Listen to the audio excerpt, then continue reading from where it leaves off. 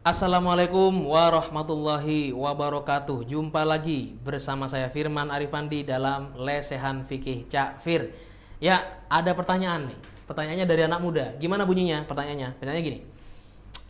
Bolehkah murabbi atau ustadz pribadi menjadi wali nikah saya? Itu ya. Ini yang nanya itu wanita, gitu. Yang nanya wanita, dia nanya begini, boleh nggak murabbi saya atau katakanlah dalam kata lain ustadz saya itu menjadi wali nikah saya? Jawaban saya langsung tegas, nggak boleh. Kenapa?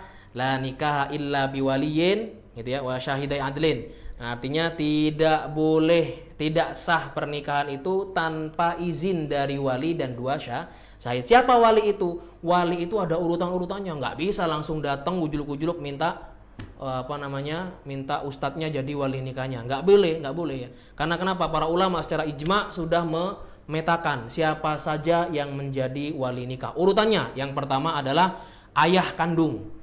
Jadi ayah kandung dulu, dan ayah kandung ini mujbir, dia ini berhak untuk memaksa gitu. Dia punya hak yang penuh yang tidak bisa digantikan oleh orang lain kewaliannya. Jadi kalau masih ada bapak, maka bapak kandung yang harus menjadi wali nikahnya.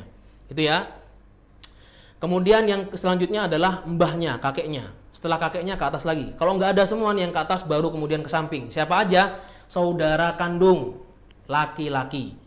Kemudian kalau saudara kandung laki-laki juga berhalangan atau saudara kandung laki-laki ini nggak ada, maka saudara laki-laki seayah, ya, saudara laki-laki seayah. Ini barangkali satu ayah punya dua istri, poligami, begitu. Maka dalam hal ini kalau masih saudara laki-laki seayah, sekalipun beda ibu, gitu ya, beda ibu, maka boleh dia menjadi wali nikah. Kemudian selanjutnya adalah kalau saudara laki-laki seayah ini juga berhalangan atau enggak ada, maka baru kemudian pindah ke pamannya.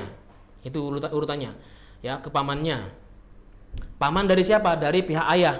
Ya, paman dari pihak ayah yang mana dia ini adalah saudara kandung dari ayah, gitu. Entah itu kakaknya atau entah adiknya.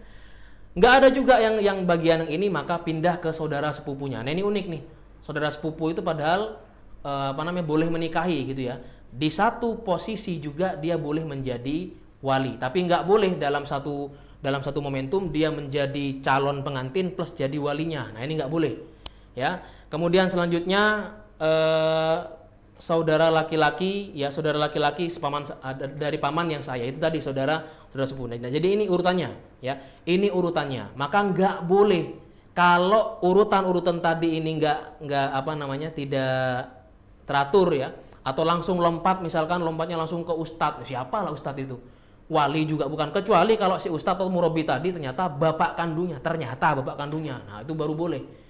Kalau ternyata urutan tadi itu nggak ada semua, berhalangan semua, takdir semuanya, begitu ya. Maka baru kemudian wali hakim lah yang menjadi wali. Orang KUA, jangan buru-buru ke ustadzmu, nggak boleh. Ya, juga jangan buru-buru ke tokoh masyarakat, nggak sah nikahnya. Ya, tidak sah nikahnya. Maka harus ke orang KUA. Siapa dia? Yaitu hakim, gitu ya. Karena dia ditunjuk secara resmi oleh pemerintah untuk mengurusi ini. Ya, kalau kemudian si hakim ini ada tapi dia tidak bisa untuk mengakadkan, maka dia boleh melimpahkan kuasanya kepada orang lain. Tapi siapa yang memberikan kuasa itu? Hakim itu sendiri, orang KUA itu sendiri. Begitu barangkali. Jadi kalau pertanyaannya boleh nggak murabbi saya jadi wali? Nggak boleh. Ya, jawabannya nggak boleh, tegas nih saya ini, tegas, ya, nggak boleh jadi wali nikah kalau masih ada bapakmu, karena bapakmu itu mempunyai kuasa yang paten, tidak boleh diganggu gugat oleh siapapun. Kalau bapak sudah nggak ada ataupun bapak berhalangan dan kemudian memandatkan kepada yang lain, maka urutannya seperti tadi. Kalau semuanya nggak bisa, ya, atau tidak ada, maka baru kemudian lompat kepada wali hakim itu sendiri. Wallahu a'lam bishawab. Ini yang bisa kami sampaikan, semoga memberi manfaat. Wassalamualaikum warahmatullahi wabarakatuh. Mantap, capek, mantap. Itu di RC loh kemarin.